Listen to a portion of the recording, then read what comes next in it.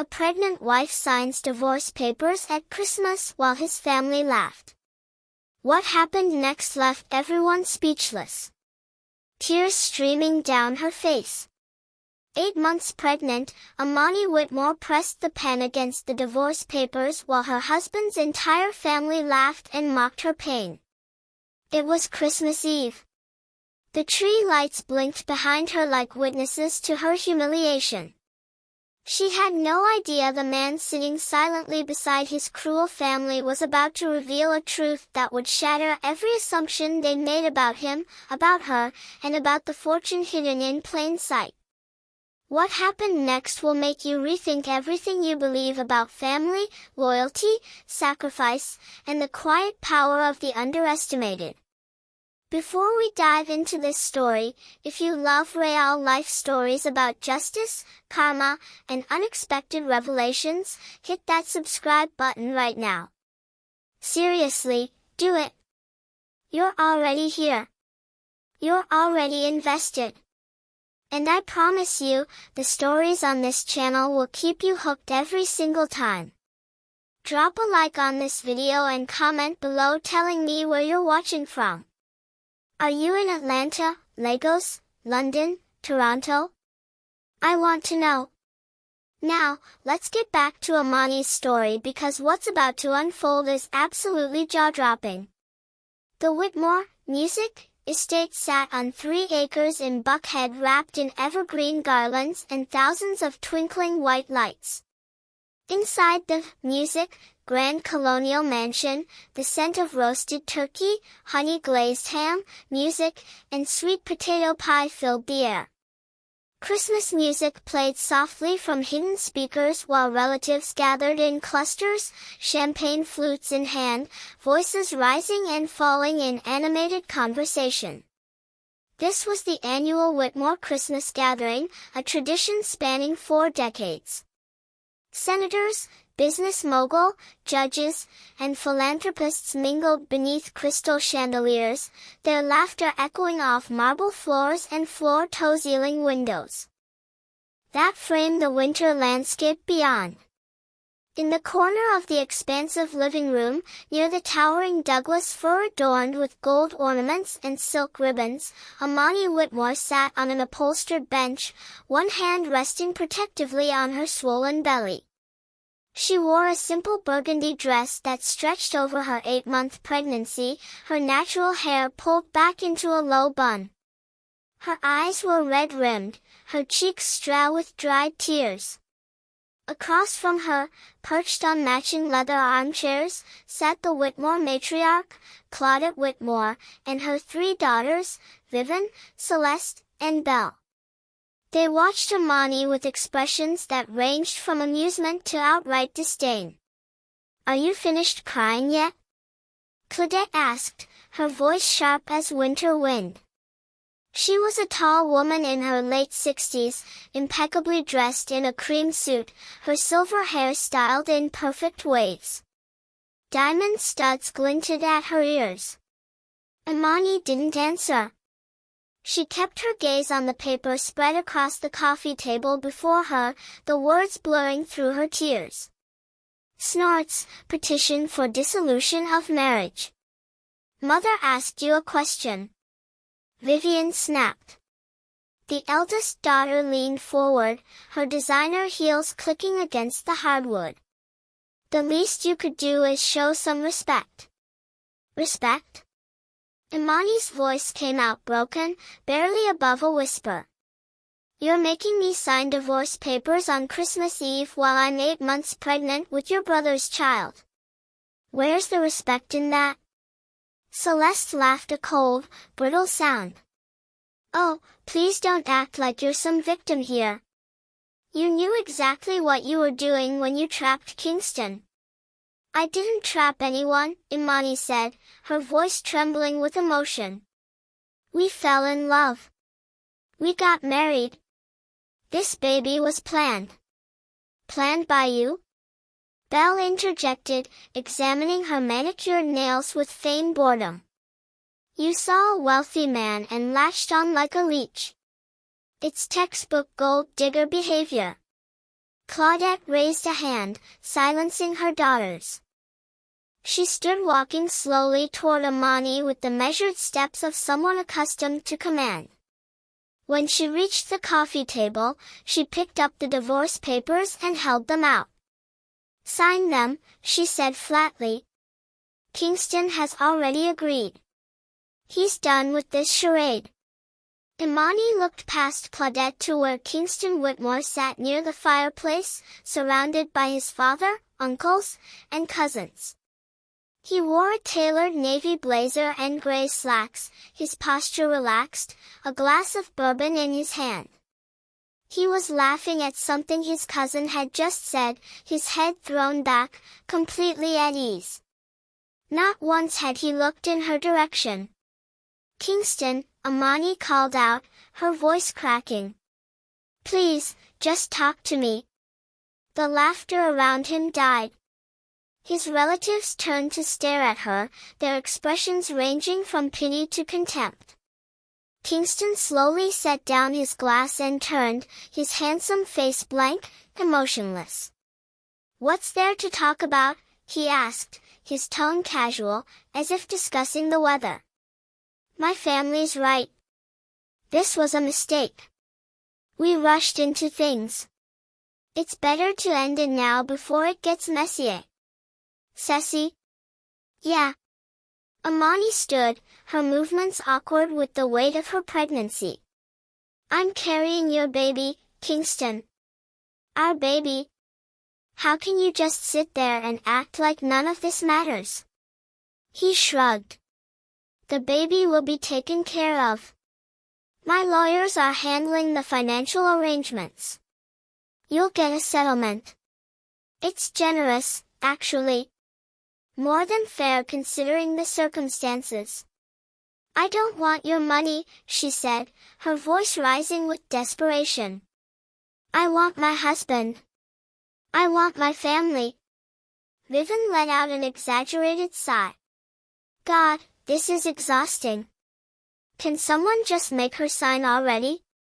"She will sign," Claudette said calmly, her eyes never leaving Amani's face. "Because she understands that she doesn't belong here. She never did." Amani's hands shook. She looked around the room at the faces watching her with cold detachment. Aunts who had smiled at her during brunch months ago now whispered behind raised hands. Cousins who had congratulated her at the wedding now smirked openly.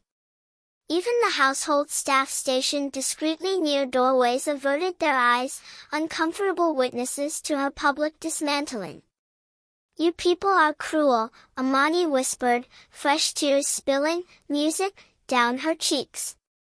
"All of you." Laughter, "We're realistic." Claudette corrected. "You came from nothing, Amani. You grew up in that little apartment in Southwest Atlanta, working retail, no family wealth, no connections, no pedigree. You were pretty, I'll give you that." And Kingston was going through his rebellious phase, thinking he could play savior to some struggling girl. "That's not what happened," Amani protested weakly. "Isn't it?" Celeste interjected.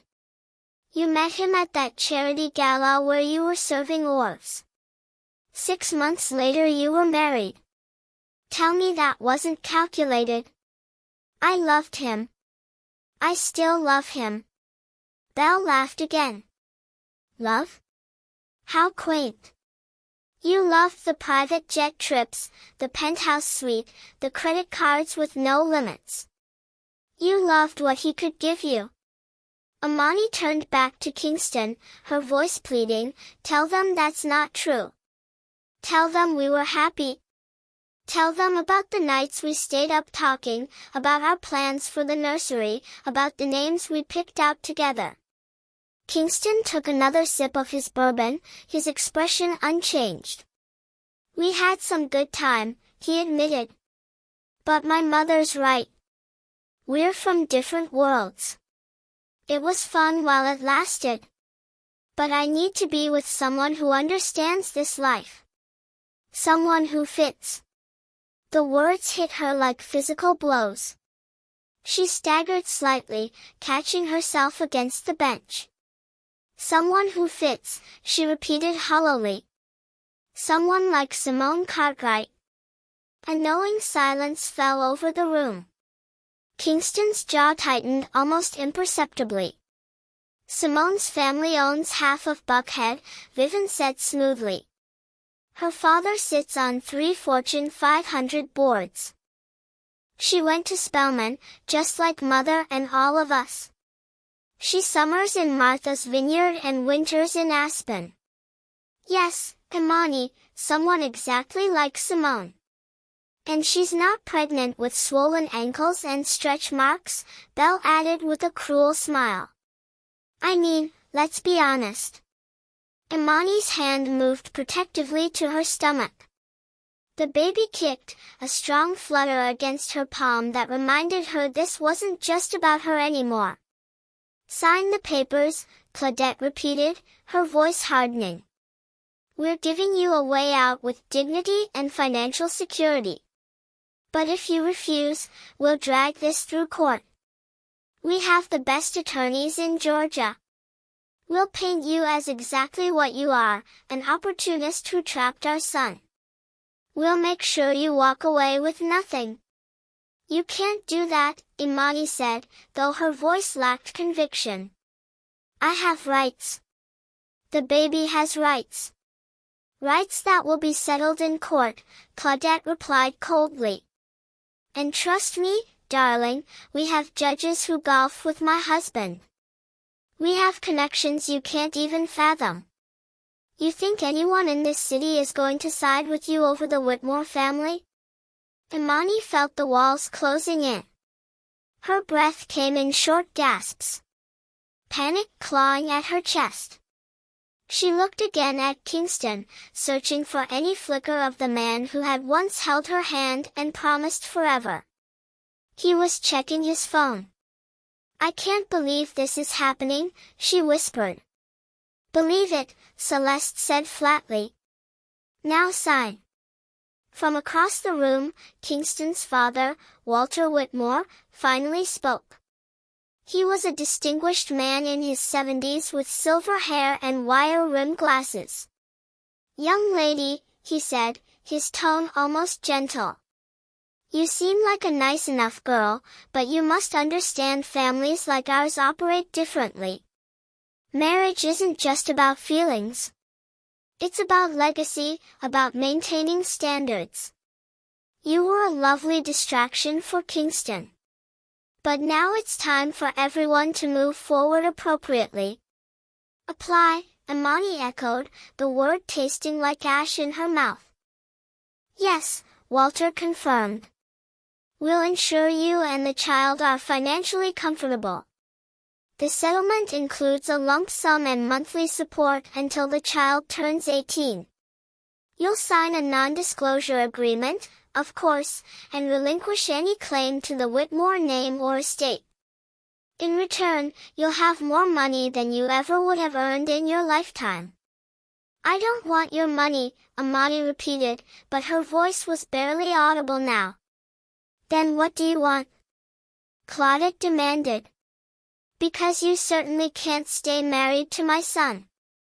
Imani looked down at the papers again. The elegant calligraphy of the law firm's letterhead swam before her eyes. She thought about the tiny apartment she'd grown up in, the nights her mother worked double shifts, the scholarships and loans that had gotten her through a community college. She thought about meeting Kingston at that charity event, how he'd smiled at her like she was the only person in the room. How he'd shown up at her workplace the next day with flowers. How he'd proposed on a rooftop overlooking the city, telling her she made him feel free. None of it had been real. Or maybe it had been real once. Before his family got involved, before they'd whispered poison in his ear, before he'd remembered who he was supposed to be. I need a pen, she said finally, her voice hollow. Vivian practically jumped forward with a designer ballpoint, placing it in Imani's trembling hand with barely concealed triumph. Imani sat back down on the bench, the papers in front of her. She could hear the Christmas music still playing. Something about joy and peace, the snorts, irony cutting deep. Her hand hovered over the signature line. Imani, the voice came from the doorway. Deep, calm, familiar. Everyone turned. Standing in the arched entrance to the living room was a man Imani had met only once before at the wedding. Kingston's younger brother, Cairo. He was different from the rest of the family. Where they wore their wealth-like armor, Cairo wore simple black jeans and a gray sweater. Where their eyes held calculation, his held something gentler. He was tall with warm brown skin and natural locks pulled back into a ponytail. He worked overseas, she remembered. Something with international development. Cairo, Claudette said sharply. This doesn't concern you.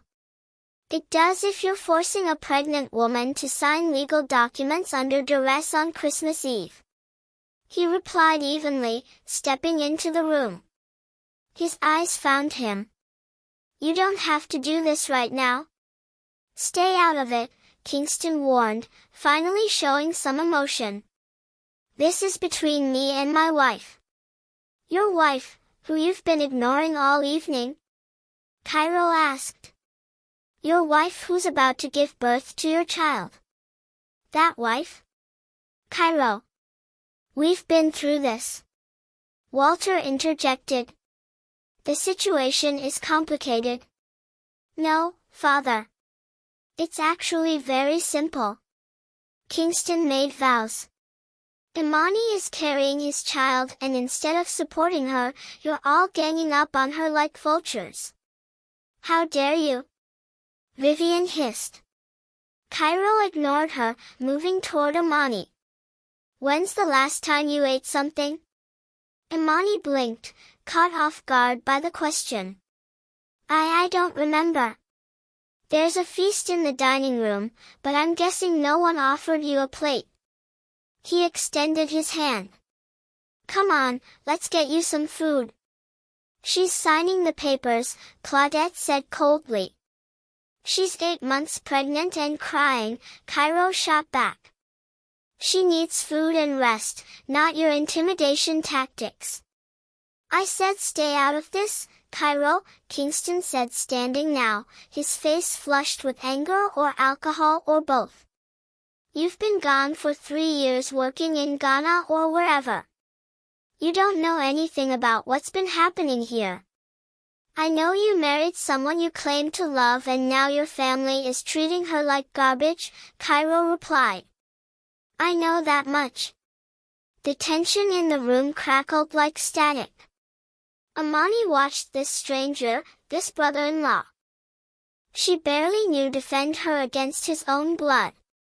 It made something crack open in her chest. Something that felt dangerously close to hope. Thank you, she whispered. But it's okay. They're right. I don't belong here. Cairo crouched down in front of her, his eyes level with hers. Listen to me carefully. You don't have to make any decisions tonight. Not while you're emotional. Not while you're being pressured. These papers will still exist tomorrow, next week, next month, but right now you need to take care of yourself and that baby. She needs to sign, Claudette repeated, her voice ice cold. No, Cairo said firmly, standing. She doesn't, and if any of you continue this harassment, I'll make one phone call to have a judge issue an emergency protective order. You wouldn't dare, Vivian breathed. Test me. The room fell silent. Even the Christmas music seemed to fade into nothing. Imani could feel her heart pounding, the baby moving restlessly inside her. Kingston laughed, but it was forced, uncomfortable. This is ridiculous. She was about to sign. Imani, tell him you were about to sign. Imani looked at the papers, then at the pen in her hand, then at Cairo, who stood watching her with patient, kind eyes that asked for nothing, promised nothing, but simply offered the space to breathe. "I need to go to the bathroom," she said suddenly. "Imani," Kingston started. "Let her go," Cairo said quietly. Imani stood clutching her belly and walked toward the hallway. Every step felt like moving through water, heavy and slow. She could feel their eyes on her back, could hear the whispered hisses starting as soon as she left the room. The guest bathroom was down a long corridor lined with family portraits. Generations of Whitmore staring down at her with their successful entitled faces. She locked the door, leaned against it, and finally let herself sob great heaving gasps that shook her entire body through the door muffled by walls and distance. She could hear raised voices. Cairo arguing with his family, Kingston defending their decision. Claudette's sharp commands cutting through everything. And in that bathroom surrounded by gold fixtures and expensive marble, Imani Whitmore wondered how her fairy tale had become a nightmare, and whether the divorce papers waiting in that living room might actually be her only escape from a family that had never wanted her at all. The baby kicked again, stronger this time. She placed both hands on her belly and whispered, "I'm sorry. I'm so sorry." But for what exactly? She wasn't sure anymore.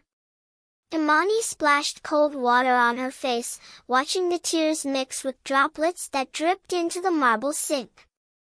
Her reflection stared back, puffy-eyed, swollen-faced, unrecognizable. When had she become this person, this broken woman signing away her marriage on Christmas Eve while strangers who called themselves family laughed at her pain? A gentle knock interrupted her thoughts. "Imani." Cairo's voice soft through the door. "I brought you some food." She dried her face with a monogrammed hand towel, took a shaky breath, and opened the door. Cairo stood there holding a plate covered with a cloth napkin, steam rising from beneath it. "Sweet potato soul, collard greens, mac and cheese, and turkey," he said. "I figured you might need sustenance more than signatures." Despite everything, Imani felt a small sad smile tug at her lips. "Thank you. There's a sitting room 2 doors down, quieter, private. You can eat in peace," she hesitated. "Your family can wait," he said firmly. "Come on." She followed him to a smaller, cozier room with burgundy walls and built-in bookshelves. A leather couch faced a modest fireplace where logs crackled softly. Cairo gestured for her to sit, placing the plate on a side table within reach. Imani sank into the cushions, her body exhausted. The baby shifted and she winced slightly. "Are you okay?" Cairo asked, concern flickering across his face. "Just Braxton Hicks contractions," she said. "They come and go. The doctor said it's normal this late in pregnancy." He nodded, sitting in a chair across from her. "When are you due?" "January 15th, 3 weeks, give or take." An awkward silence settled between them. Imani picked up the plate, suddenly ravenous.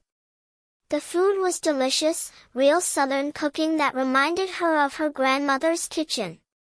She ate slowly, savoring each bite, letting the warmth settle her stomach and calm her nerves.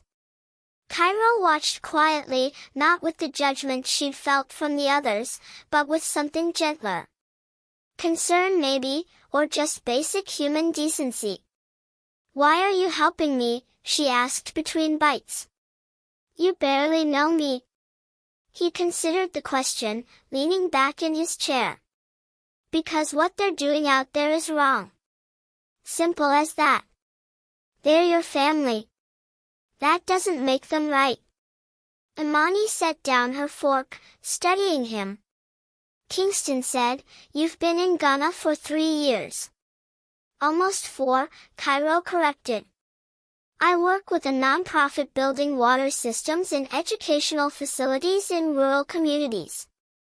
I only came back because father had a health scare last month. Otherwise, I probably wouldn't be here either." "You don't like the family business?" Cairo smiled wryly. "Let's just say I had different priorities. The Whitmore legacy is real estate development, luxury properties, high-end commercial spaces, very profitable, very prestigious, very." He paused, searching for the word hollow. "But you're still a Whitmore. In name only." He leaned forward, resting his elbows on his knees. "Look, I'm not going to pretend I understand everything between you and Kingston. But I remember your wedding. I flew back for it. I saw how he looked at you that day. That wasn't fake." Tears pricked her eyes again. "It feels fake now. Because my mother got in his head. Claudette Whitmore is a master manipulator. She's been controlling Kingston since birth. He was supposed to marry Simone Cartwright. They've had that arrangement since both kids were teenagers. When he broke it off to marry you, mother saw it as a personal betrayal. So, she's been poisoning him against me for months." Cairo confirmed. "Every family dinner, every phone call, every opportunity, telling him he made a mistake, that you trapped him, that the baby was a ploy to secure his inheritance. She even hired a private investigator to dig into your background." Imani's stomach turned. "What did they find?" "Nothing. You're exactly who you said you were. But when evidence doesn't support mother's narrative, she just creates new narratives. She's been working on Kingston psychologically, breaking him down bit by bit until he started believing her version of reality." "Why are you telling me this?" Cairo met her eyes. "Because you deserve to know what you're up against, and because I think you should fight back." "Fight back?" Imani laughed bitterly. "Against the Whitmore family. Cairo, I'm 8 months pregnant with no money, no family support, no lawyer who could go up against theirs. What exactly am I supposed to fight with?" "The truth," he said simply. Before she could respond, the door burst open. Kingston stood there, his face flushed with anger and alcohol. "What the hell is this?" "It's called basic human kindness," Cairo replied calmly. "You should try it sometime." "I want to talk to my wife alone." "No," Imani said, surprising herself with the firmness in her voice. Kingston blinked. "Excuse me. I said no. You've ignored me all evening. You let your family humiliate me, mock me, threaten me. Now you want to talk." "No, Kingston. We're done talking." "Imani, don't be dramatic." "Dramatic?" She stood, her voice rising. "You're divorcing me on Christmas Eve while I'm pregnant with your child and I'm the one being dramatic. See, this is exactly what mother warned me about," Kingston said, his words slurring slightly. "The emotional manipulation, the victim complex." "Get out," Cairo interjected, standing. "Now, this is my family's house, and she's your pregnant wife. Show her some goddamn respect or leave." Kingston's eyes narrowed, flicking between them. "Is something going on here? Is that what this is? You're moving in on my wife?" Ciro's jaw tightened. "You're drunk and you're saying things you'll regret. Walk away, Kingston. Don't tell me what to do in my own house. It's not your house. It's father's house. And if you don't leave this room right now, I'll make sure he knows how you've been treating Imani tonight." Kingston laughed, but there was no humor in it. Like father would take her side over mine. You really have been gone too long, little brother. You don't understand how things work here anymore. I understand perfectly, Cairo replied coldly. I understand that you're a coward who let mother turn you into a puppet. I understand that you're throwing away your marriage and your child because you're too weak to stand up to Claudette. And I understand that 10 years from now when you're miserable in your arranged marriage to Simone Cartwright, you'll realize exactly what you lost tonight. Kingston's face went white. For a moment, Amani thought he might lunge at Cairo. Instead, he turned to her, his expression hardening. Fine, don't sign tonight, but you will sign, Amani, because you know as well as I do that you can't win against us. You're going to walk away with whatever settlement we offer, or you're going to walk away with nothing. Your choice. He left, slamming the door behind him. The silence that followed felt deafening. Amani sank back onto the couch, her hands shaking. I'm sorry, Cairo said quietly. I shouldn't have provoked him. No, Amani shook her head. You were right about all of it. He is a coward, and I was a fool for not seeing it sooner. She covered her face with her hands, fighting back another wave of tears.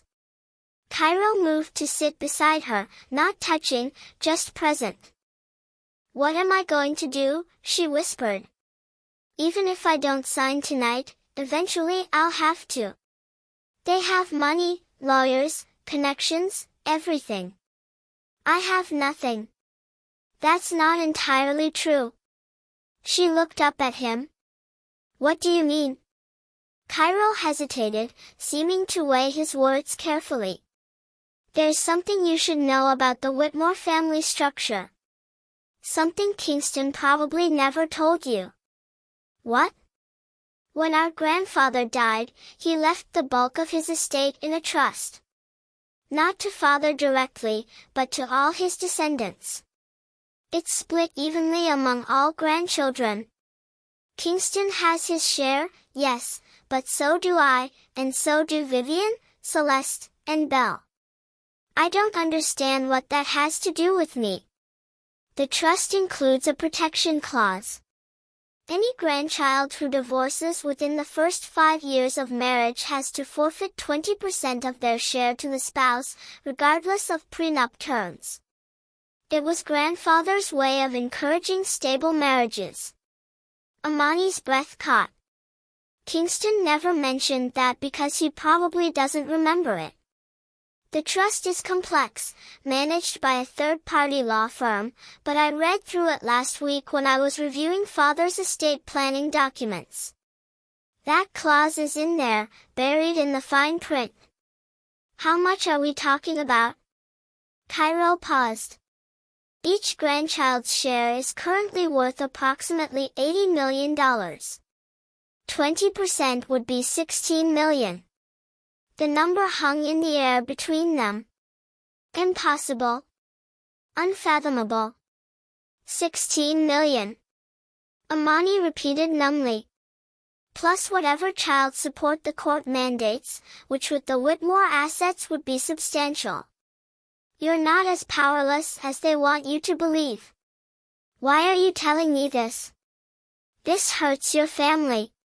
Hurts your brother. Cairo's expression softened. Because it's the right thing to do.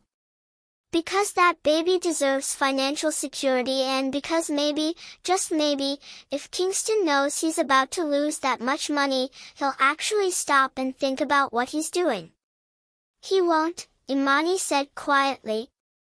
He's made up his mind. Your mother made sure of that. Then at least you'll be protected. You and the baby. Imani pressed her palms against her eyes, trying to process everything. $16 million. It was more money than she could comprehend. Enough to ensure her child would never want for anything. Enough to build a life free from the Whitmore's control. I need a lawyer, she said. I know someone, a colleague from law school who specializes in estate law. She's brilliant, ruthless, and she owes me a favor. I can call her tonight. On Christmas Eve, Cairo pulled out his phone. For this, she'll answer. While he stepped into the hallway to make the call, Imani sat alone with her thoughts. The baby kicked again, a firm reminder of why she was fighting. She thought about her mother who raised her alone after Imani's father left. Who'd worked 3 jobs to keep them fed and housed. Who'd taught her that dignity couldn't be bought or sold. Her mother would tell her to fight. Cairo returned, his expression neutral. She's coming. She'll be here in an hour. Her name is Rashida Thompson, and she said not to sign anything until she reviews it. Cairo. Imani started. Emotion thick in her throat. I don't know how to thank you. You don't have to thank me. Just promise me something. What? Don't let them make you feel small. You're not what they said you are. You're not a gold digger or a manipulator or any of those things. You're a woman who fell in love and got caught in a family that values money over people. That's their failure, not yours. Tears spilled over. But this time, they felt different. Less like defeat, more like release. They're going to be furious, she said. When they find out I'm not signing their papers, that I'm lawyering up, that I know about the trust clause. They're going to come after me with everything they have. Cairo nodded. Probably, but you'll be ready, and you won't be alone. Why are you doing this? Really? He was quiet for a moment, his gaze distant. When I was younger, before I left for Ghana, I was engaged. Her name was Aliyah. She came from a working-class family. First-generation college graduate, brilliant mind. Mother hated her. Spent 2 years destroying our relationship with the same tactics she's using on you. By the time Aliyah left, she was a shell of herself. I was too young, too cowardly to stand up to my family. I lost her because I didn't fight hard enough. I'm sorry. Don't be. It taught me who I wanted to be. And it taught me that family isn't always the people you're related to. Sometimes it's the people who show up when things get hard. He met her eyes. I'm showing up now because I didn't then. Clear's throat, before Imani could respond, voices erupted from the living room. Loud, angry, unmistakably Claudette's sharp tone cutting through the Christmas music. What now? Imani whispered. Cairo stood moving toward the door. Stay here. I'll handle it. But Imi followed him anyway, her heart pounding. They emerged into the hallway just as Claudette, Walter, and all 3 sisters came storming toward them. What exactly did you tell her? Claudette demanded, her face tight with fury. Kingston says she's refusing to sign, and you're filling her head with nonsense about fighting us in court. I told her the truth, Cairo said calmly. The truth? Vivian scoffed. You told her some fantasy where she walks away with millions. That's not happening. Actually, it is. Rashida Thompson's voice rang out from the foyer.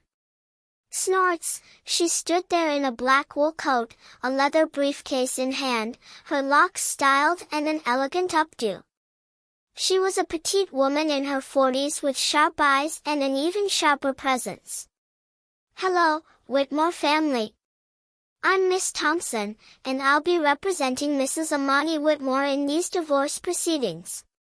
Claudette's mouth tightened into a thin line. This is our family home.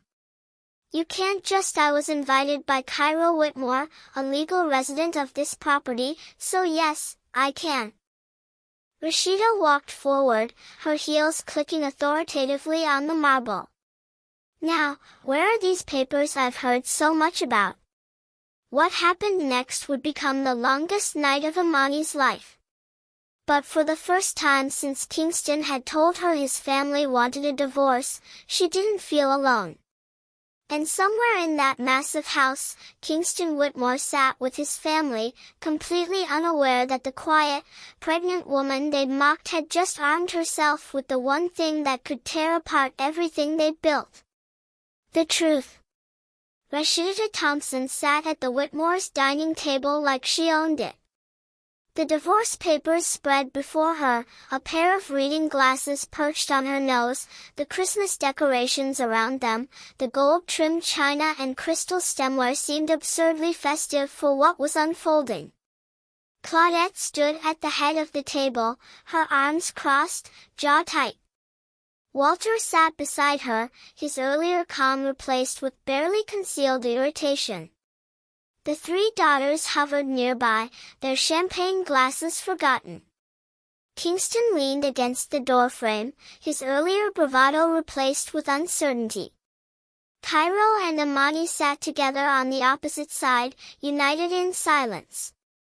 Well, Rashida said finally, removing her glasses and looking up.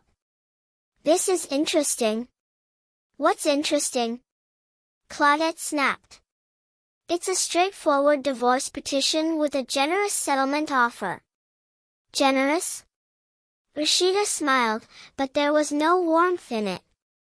Mrs. Twitmore. This settlement is insultingly low given your family's net worth. $250,000 and $5,000 monthly in child support for a family with assets exceeding $300 million. That's more than fair, Vivian interjected. She was married less than 2 years. Rashida turned her sharp gaze to Vivian. And she's carrying the Whitmore heir. Or does that not factor into your calculations? The child will be provided for, Walter said stiffly. Indeed. Which brings me to something fascinating I discovered while reviewing Georgia trust law during my drive here. Rashida pulled out a tablet scrolling through documents.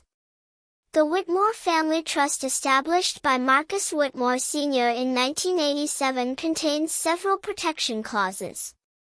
Would anyone like to remind me what Section 7 subsection C entails?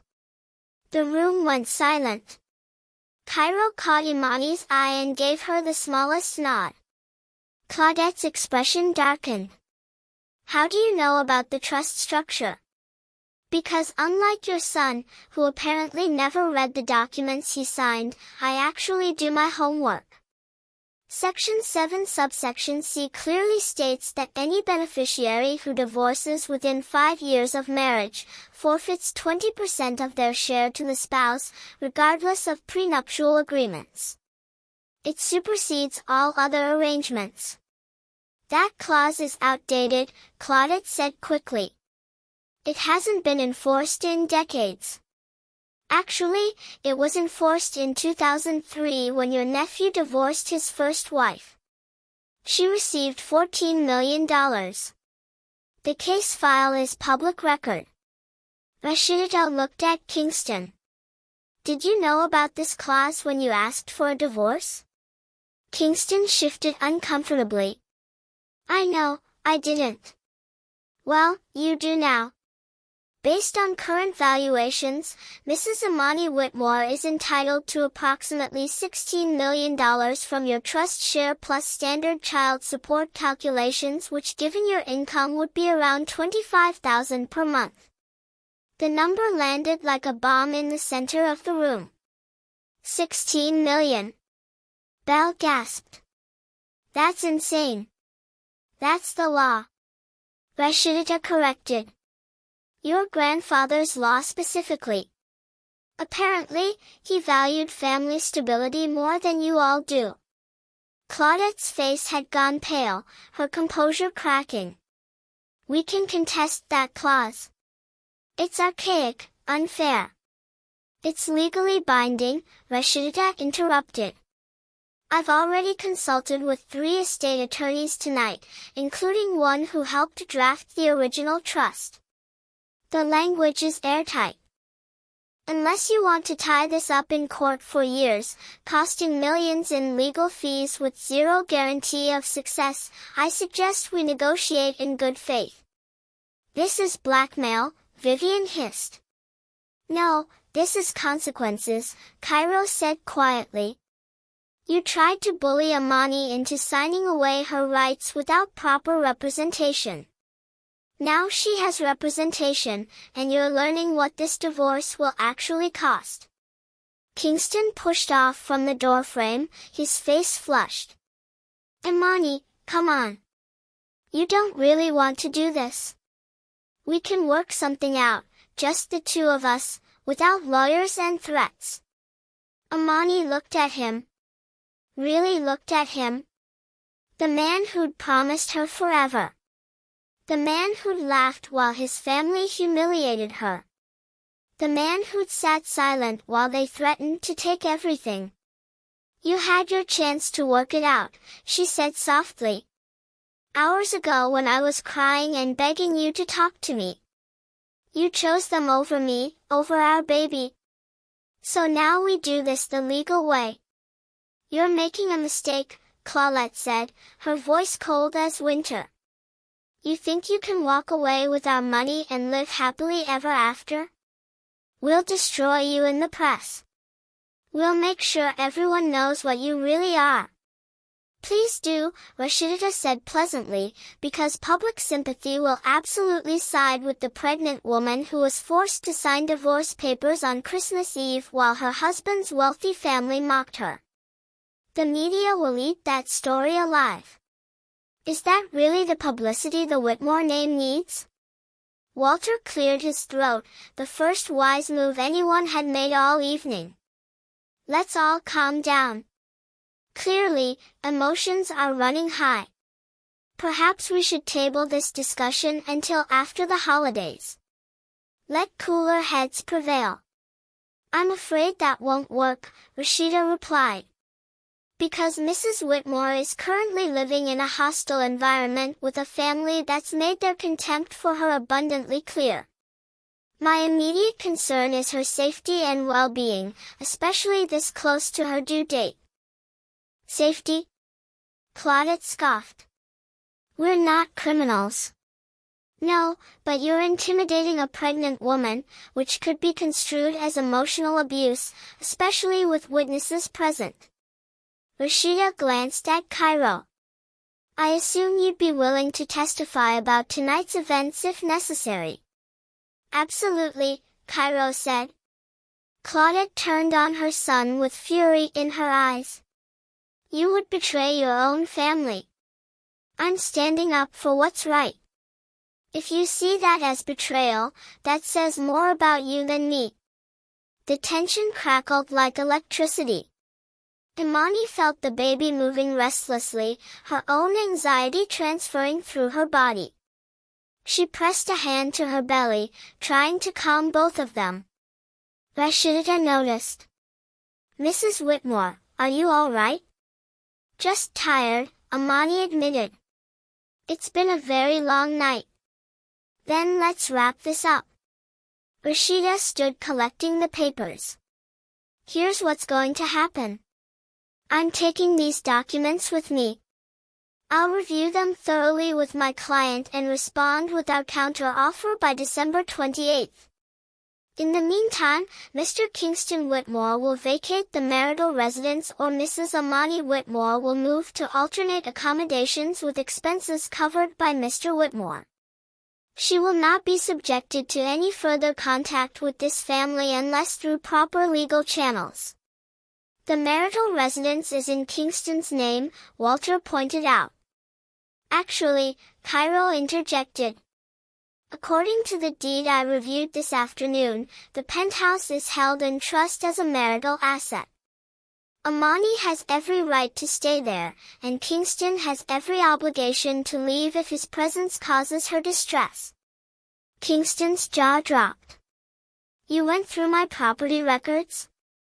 I went through family trust documents that I, as a beneficiary, have legal access to. Don't confuse the two. This is unbelievable, Celeste muttered.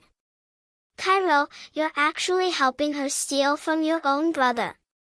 I'm helping ensure a pregnant woman and her child are treated fairly. If you see that as theft, maybe examine your own values. Claudette's hands trembled with barely controlled rage. You're going to regret this, both of you. When this is over, you'll wish you'd taken our generous offer and walked away quietly. Are you threatening my client? Rashida asked, her voice dangerously soft. I'm stating facts. The Whitmore family doesn't lose. We don't back down, and we certainly don't let outsiders dictate terms to us. Then I guess we'll see you in court, Rashida replied. She turned to Amani. Let's go. You shouldn't be here anymore tonight. Imani stood slowly, her body exhausted. As she moved toward the door, Kingston stepped forward, blocking her path. Imani, please. Can we just talk? Just 5 minutes alone? She looked up at him. This man she loved. This man who'd broken her. What's left to say, Kingston? You made your choice. You chose your mother's approval over our marriage. You chose their money over our child. You chose everything except me. That's not fair. You don't understand the pressure I've been under. You're right. I don't understand because when my mother pressured me not to marry you, said you'd break my heart, I chose you anyway. I chose us. You couldn't do the same. His eyes glistened with what might have been tears or might have been regret. I do love you. I know you don't believe that right now, but I do. Love isn't enough when you're too weak to fight for it, Imani said quietly.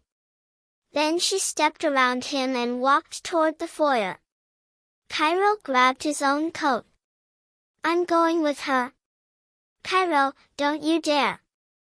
Claudette warned. If you walk out that door with her, you're choosing her over your family.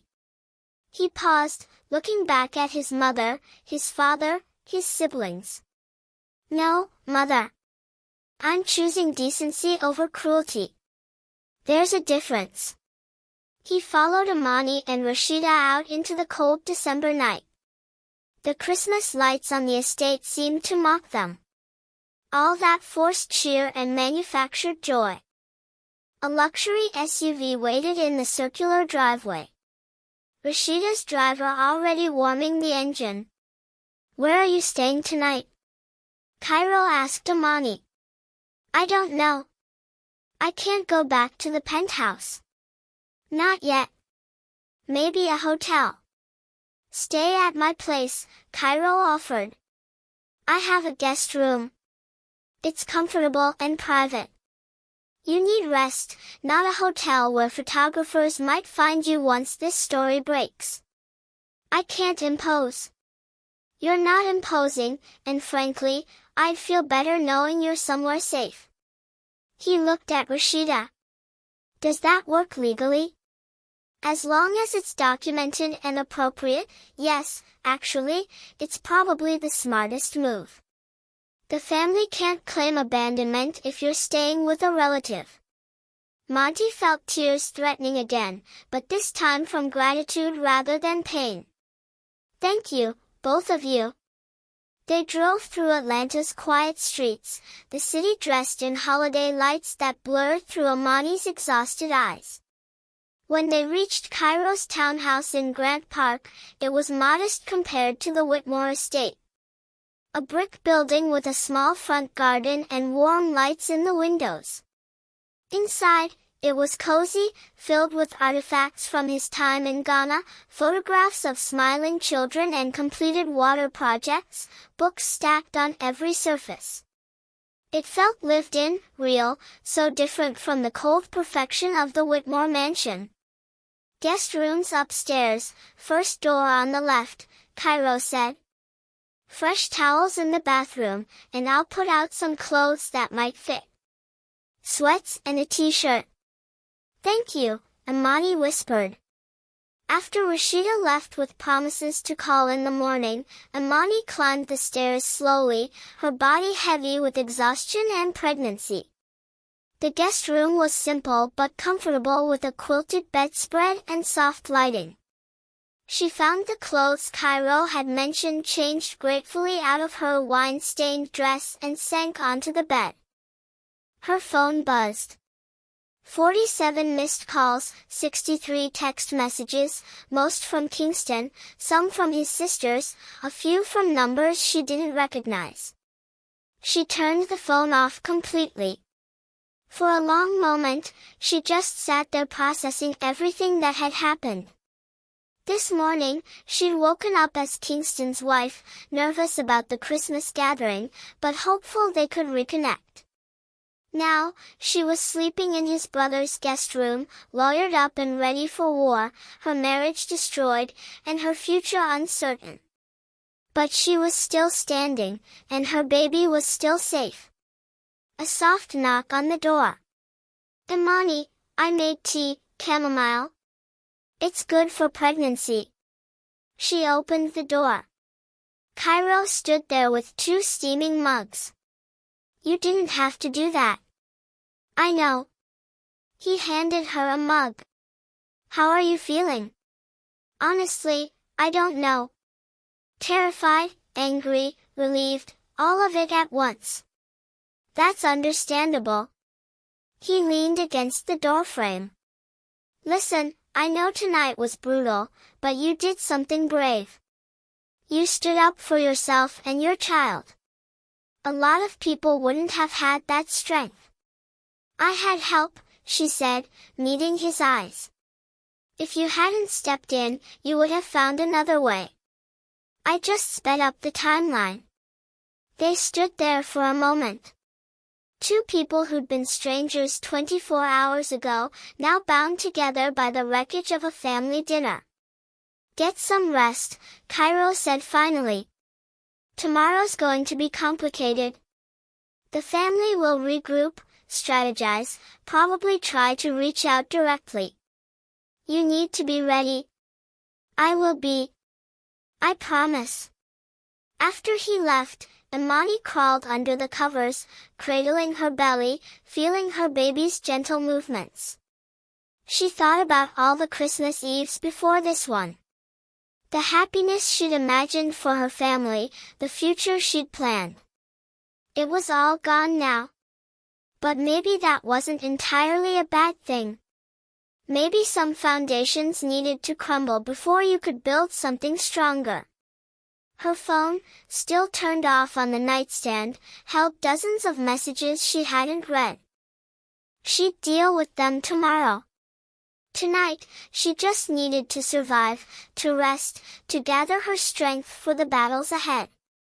As she drifted towards sleep, she thought about the $16 million, the number that had changed everything. It wasn't about the money. Not really. It was about recognition, about being seen as worthy of protection, of value, of consideration. The Whites had spent all evening telling her she was nothing. And then their own grandfather's legal documents had proven them wrong. Outside, snow began to fall, rare for Atlanta, coating the city in white. Christmas morning was coming, but it would look nothing like anyone had planned. In the Whitmore estate across town, Claudette sat in her study, already on the phone with lawyers, strategizing how to minimize the damage. Kingston drank alone in his room, staring at his phone, too proud to call, but too uncertain to sleep. The sisters whispered in the hallway about reputation management and media control. And Cairo, in his own bedroom down the hall from Imani, pulled out his laptop and began documenting everything he'd witnessed, every threat, every manipulation, creating a timeline that would protect her if things got ugly, because they would get ugly. The Whitmores didn't lose gracefully, but for the first time in a very long time, Cairo felt like he was on the right side of something. And in the guest room, Imani Whitmore, pregnant and exhausted and heartbroken, fell asleep, knowing that sometimes the people who saved you weren't the ones you expected. Sometimes they were the ones who simply chose to show up when everyone else walked away.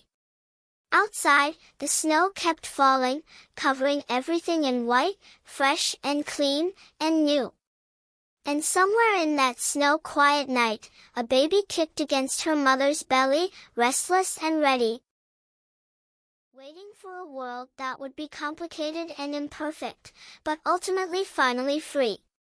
Viewers, do you think Imani made the right choice standing up to the Whitmores? What would you have done in her position?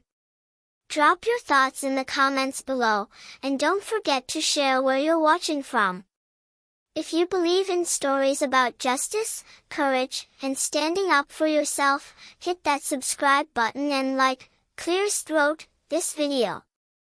More powerful stories coming your way soon.